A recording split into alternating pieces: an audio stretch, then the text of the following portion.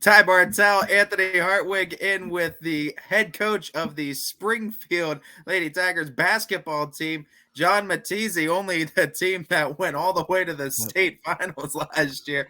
And coach, I mean, you talk about going from that season to this season. Let's just start first with the practices and how everything is looking so far early on with the Tigers. Yeah, it's great to be back in the gym. I think obviously last year created a lot of excitement for us. And, we're just hoping to kind of roll that forward here. We had some really good numbers again this year come out. So, we're excited. We have three returning starters coming back. I feel like we have some pretty good experience this year, just coming off the last couple of years of playing in some big games, playing in some big tournament games. So, the girls have been ready to roll from the jump. We were able to get started last week, and we're already, we're chomping at the bit just to get to that first game. Coach, that was obviously a super exciting season. It's going to carry a lot of momentum into this year. But I'm wondering, how are you balancing that momentum from last year with also having the girls understand that you are not last year's team and they can't compare themselves to last year's team? There are different players, different faces, different roles, et cetera, et cetera. So, how is that balancing act going for you?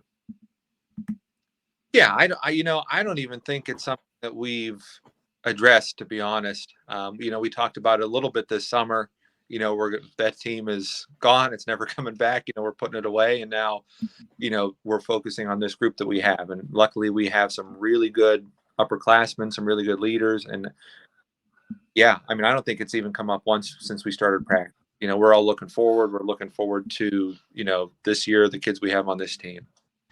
But of course, the only way you get experience is experience. So, I mean, talk about this team, shout out the names on this team and the returners, and how much that value and experience of making that run is going to be for these returning players. Yeah, definitely. That's kind of what we're so excited about. I mean, this is the first year since I've been here that we're not starting any freshmen or sophomores. I mean, we have all upperclassmen starting. Uh, three returning starters: our senior Ava Vecchione, juniors Jamaica Brungard and Mariana Toscano. All three of them were either first or second team MVAC, first or second team district, county. So I mean, we have a pretty decorated group coming back, and then you throw in Kendall Mon, a junior, and Kara Mullen, who's a junior, who both played, huge roles in our tournament run coming off the bench. Played big minutes. I don't think we win maybe a couple of those games without them, without their contribution. So, to think that now we still have that coming back, it's very encouraging for us. Let's talk about this schedule. We'll obviously start with the MVAC or conference that you're in. Always an incredible conference. You have so many good teams, so many competitive teams inside that Scarlet tier. You can name any of them and say, hey, this team has a lot to offer. Even like a Middle Ridge has a really good freshman class coming up. I think their eighth grade team last year had a very successful season. So you even got some teams like that are bringing in freshman unknowns that you have to, be wary of. What's it like preparing for this league? What are you expecting from it? Yeah, I mean, it's one of those things where, I'm trying to think if there's any new coaches this year. I don't think there are. So it's, everybody knows everybody. Obviously the old guard is, I think, us, Western Reserve. McDonald will be decent. I would expect, like you said, Mineral Ridge to be in the top half of the league. They've been building kind of for a couple of years, but we lost a lot of good seniors from our league last year. So I think it's probably more open than it's been the last couple of years. Especially without Waterloo being around, they were a team that I would expect to be battling for that top spot. So without them, it's kind of, everybody kind of lost some studs, and it's just going to be whoever can figure it out the quickest, I think, will be in good shape. You talk about testing yourselves for that type of postseason run, and I mean the non-conference is one of the best to do it. Obviously, a strong conference help, but the non-conference gives you that flexibility. I see you're reaching in the NE8. I see you're reaching in the Steel Valley. I see you're reaching in the EBC. Talk to me about just the excitement of this non-conference schedule and what you think it's going to do to test your girls before the tournament. Yeah, I mean that's something we're always going to pride ourselves on. We don't have one D4 non-conference game. They're all D2, D3, and it's kind of, who's who of our area, the smaller schools that are good. Early we got Crestview, who was in a district final last year, very good, beat us last year. We have Poland. Over the holiday, we're playing South Range and Mooney. Later in the year, we got Salem and Ursuline. And then you throw in, United, who's won that league down there the last few years. You throw in a Columbiana, who, I think, they took it to us this summer. I think they're going to be very good this year. Hubbard or Brookfield. I mean, schools that are bigger. So, I mean, I certainly think we'll be battle tested. Coach, we know that basketball teams put a lot of work into the summer building foundations and getting ready for this point of the season. But now these 2 weeks are all when you tighten the screws, you get everything the way you wanted to get before game one. What are some things on your checklist as a coach that you want to see this team get to before game one on November 22nd? It's always going to start with defense with us. We do the old shell drill every day. I know the girls kind of get sick of it after a while, but our positioning has to be perfect, especially, we lost some size. So we really got to make sure we are rotating correctly and everyone's in the right spot in the passing lane. Everyone's positioned correctly on the ball. And, just little stuff like that is, we just try to really hammer that every single day so that it becomes second nature for them. Outside of that, I think one of our strengths this year is going to be our quickness. So we're going to play a little faster than we did last year. So we're doing a lot of transition stuff. Just kind of, it's just repetition. It's all repetition, I feel like, so that once they get out on the floor, it's everything second nature. Would you say that the brand of Springfield basketball changes a little bit from what you returned and from what you lost from a year ago? Or do you think it just stays the same with maybe some fine tuning? Mm-hmm. I don't think we're going to change. We're still going to hang our hat on our defense. We gave up 32 points per game last year, and I would expect us, I would hope for us to be right around that number, much higher than that. So, we're always going to try to hold teams down. If we got to win a game in the 30s, I think we're capable of it. But, I would like to maybe see us run a little more, get more shots up per game. We were a little more deliberate the last couple of years. And I think, just with those tweaks, with kind of the team that we have, we can go a little faster, maybe play a couple more kids and, get up and down a little more.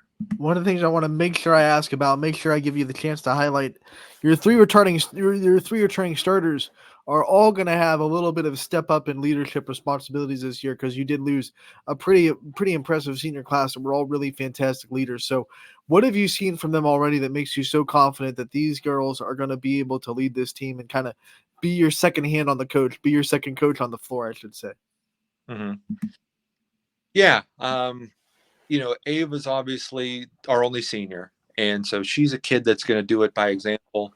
She has been a little more vocal this summer and then coming back here fall, winter. But, she's a kid that everyone kind of looks to set the tone. And then the other two, Jamaica and Mariana, they've really made that jump. Sometimes you see the kids make a jump sophomore to junior year. They get a little more mature. They get a little more, maybe see the finish line here, and they really want to make sure they're taking advantage of every opportunity. And they have come in and been incredible. Anna's playing even from the summer, she's playing as good as I've ever seen her. Jamaica's hustling. The other day, we had open gym a couple weeks ago, and it was, towards the end, and there was a loose ball. She's diving on the floor, and it's, I don't think freshman Jamaica would have done that. But all three of them set the tone. We had our captain voting last week, and those were the three that were voted captains by their team. So, we're expecting them to really carry us, and, along with our other two juniors. Coach, you've been doing such a great job in that building that program over there in Springfield too, and making it that legitimate powerhouse year in and year out. But I know you need a good staff and a good support system around you. So go ahead and give a shout out to your support staff and the assistants you're going to bring in this year. Mm-hmm. Yeah, well, we're very lucky that we keep everything the same as it was. My brother Zach will be our assistant. And then Diana Mullen will be the JV coach. We'll all kind of share, we all kind of step in and share those duties. We're going to be playing a freshman schedule again this year. So, some nights I'll take them, some nights Zach will take them, some nights Diana will take them. We have, the flexibility to do that. And, that's our high school staff. But, just a shout out too, I was thinking today, we have a scrimmage tonight, and the floor was a little slick yesterday. And just to be able to call our head of maintenance and, say, hey, the floor was a little slick. Say, all right, no problem. We'll take care of it. We have a tremendous trainer We have a tremendous AD. So really, it kind of takes everybody, and everybody doing their stuff, and then that just lets us, do the easy part, coach the kids. Coach, we want to thank you so much. I know Ty's got one more question, but before he gets to it, I just wanted to thank you for your time, because that's my final question. But Ty, I know you want to do your theme of the year as well. The theme of the year, Coach, is just the love of the game of basketball, right? It's what brings us all together each and every season, no matter what the role is in the game. Where did the love of the sport of basketball start for you? Do you have a specific time or a time frame that you remember? Yeah, probably. I would say after my dad got to Louisville, just starting to watch some of those teams. So obviously, I knew, I went to Louisville, so I knew the kids he was coaching. And when he was at Ursuline, when he was at other places, you're kind of detached from it. But once you kind of saw what it was really all about, and once I started getting older into junior high school, and kind of see how much fun it is, how much fun it is to have success, how much fun it is to be in the gym, how much fun it is to practice every game every year. It kind of gets in your blood, and then it's really hard to get it out. It is definitely in your blood, Coach. We know it's a family affair, coaching with the Matisis, and we can't wait to see you, your brother, and obviously your dad back again at McDonald's. So congratulations on everything you've done already, and we wish you the best of luck this year. We can't wait to see you out there and talk to you again real soon. Yep, sounds good, guys. Thanks a lot.